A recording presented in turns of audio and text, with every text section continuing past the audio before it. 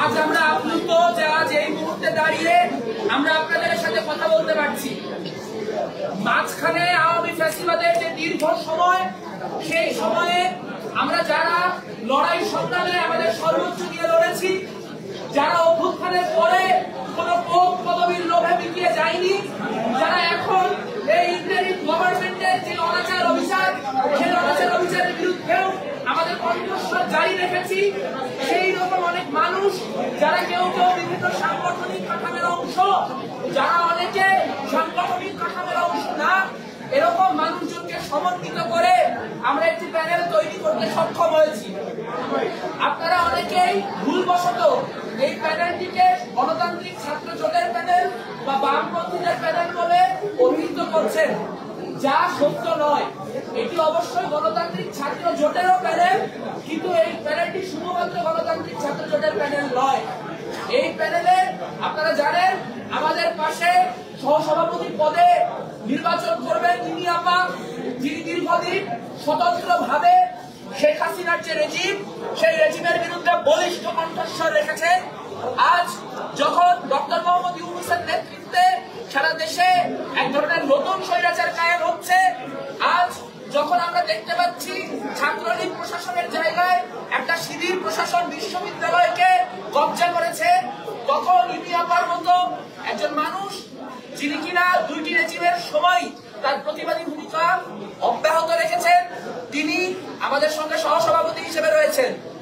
আপনারা পূর্ণাঙ্গ প্যানেলটি দেখতে পাবেন এখানে বহু মানুষ রয়েছেন যারা সাংগঠনিক ভাবে গণতান্ত্রিক ছাত্র যুক্ত কোনো সংগঠন বা অন্য কোনো সংগঠনের সাংগঠনিক রাজনীতিতে যুক্ত নয়।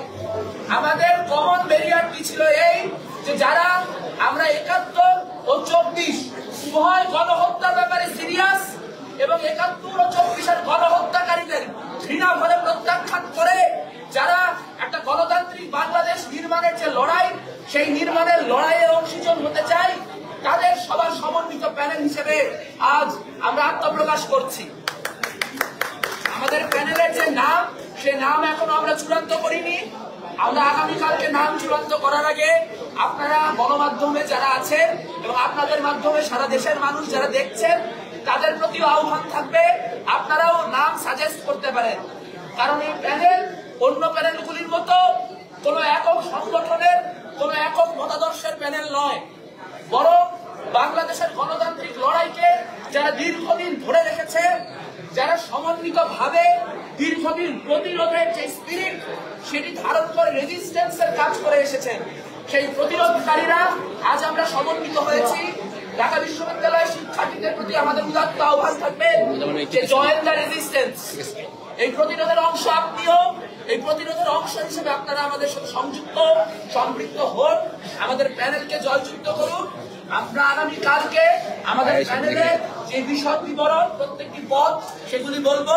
শুধু এটুকু বলতে চাই যে অনেক প্যানেলে আজকেও দেখছি টোকেনিজমের জন্য একজন দুজন করে প্রান্তিক জনগোষ্ঠীর মানুষকে সামনে নিয়ে এসে নিজেদেরকে অন্তর্ভুক্তিমূলক প্রমাণ করার চেষ্টা করছে, কিন্তু আমরা টোকেনিজমে বিশ্বাসী না। আমরা মনে করি বাংলাদেশের নারী, বাংলাদেশের আদিবাসী, বাংলাদেশের ধর্মীয় সংখ্যালঘু, বাংলাদেশের প্রতিবন্ধী, বাংলাদেশের সকল ধরনের প্রান্তিক জনগোষ্ঠীকে সমন্বিত করেই আমাদের গণতান্ত্রিক লড়াই প্রস্তুত হয়েছে এবং আমরা সর্বোচ্চ অন্তর্ভুক্তিমূলক এবং সর্বোচ্চ গণতান্ত্রিক একটি প্যানেল নির্মাণ করেছি। সেই প্যানেলটি পূর্ণাঙ্গভাবে প্রকাশিত হলে আপনারা আরো ভালো মতো তা বুঝতে পারবেন।